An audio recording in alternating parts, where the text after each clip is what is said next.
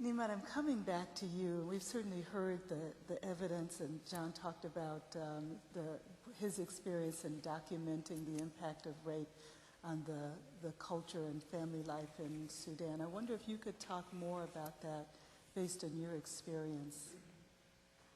Yeah, actually, based on my experience and our culture in Darfur, it's really difficult for our community to go back to normal because women are now being put in a context of they are not in a position that they were like enjoying before the crisis in Darfur. Like the women that, the young girls, they lost the chance to be getting married because they consider as spoiled. And so many women have been abandoned by their husbands because they also consider them as spoiled, and also people fear like sexual transmitted diseases, and they don't think that because it's not their choice, but because of the way the life was before the crisis, and now it is hard for people to accommodate this situation. And also there is children who were born as a result of rape. I myself, with my eye, I saw 6 young girls. They gave birth to younger children.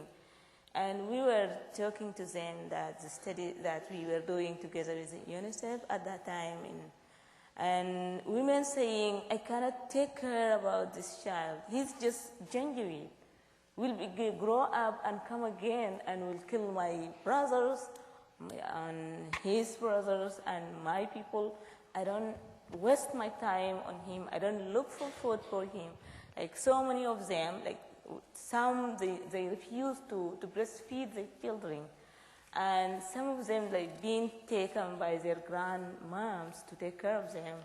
So it is really devastating, and we think the future of Darfur women, and as long as women being the center of our community is now completely traumatized community.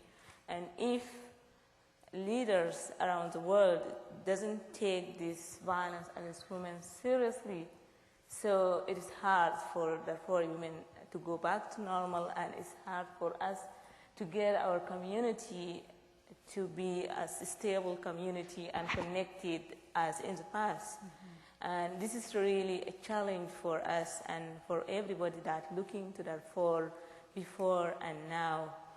And there is, within the context of this, and given the magnitude of the crisis, that the violence against women have never been a priority for the world leader, for the international community. I did spoke before the International Rapporteur for Violence Against Women, and she said, and I asked her because I saw all of the studies that she did before Darfur, and she's still reporting about Darfur. And she said, I think women issues are not yet becomes a priority for the international community. And I recognize that we as women need to address, to understand this, to come together and unite our voice and look for women those get a position within the leadership, any leadership position, to what extent they are able to use that position to address this kind of issues. But our community is really in a dilemma. But we are hopeful as long as everybody here is hearing and coming together, we can do something about that.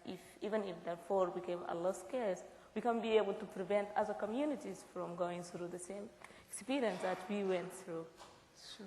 We will not let this issue go away, and we will join our voice to your voice, and we will speak out, and we'll act up if we have to until we solve this crisis.